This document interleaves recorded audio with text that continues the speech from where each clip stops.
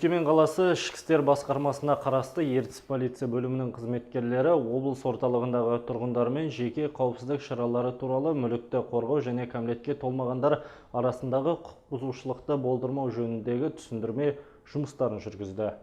Құқық бұзушылықтар мен қылмыстардың алдын алу мақсатында, соның ішінде басқа біреудің мүлкін ұрлау туралы Өскемен ішкі істер басқармасына қарасты Ертіс полиция бөлімі мамандары қала тұрғындарымен кездесіп әңгіме өткізді. Кездесу барысында полиция қызметкерлері ұрлық пен алаяқтықтың алдын алу туралы қойылған сауалдарға тұшымды жауаптар берді.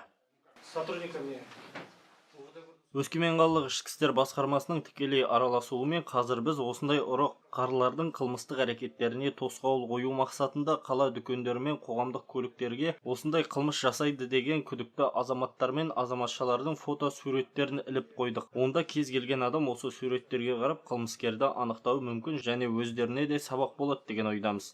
Мүліктік қылмыстың алдын алу, ашу және тергеу мәселелері ең өткір мәселелердің бірі болып табылады. Ертіс полиция бөлімі мамандарының сөзіне сүйенсек, 11 және 20 қараша аралығында 106 қылмыс тіркелген. Олардың көпшілігі жаппай көпшілік жүретін орындарда, дүкендерде, кафелерде, мейрамханаларда орын алған. Бұдан басқа кәмелетке толмаған балалар арасында құқық бұзушылықтың алдын алуға және әйелдерге қатысты тұрмыстық зорлық-зомбылыққа ерекше назар аударылды.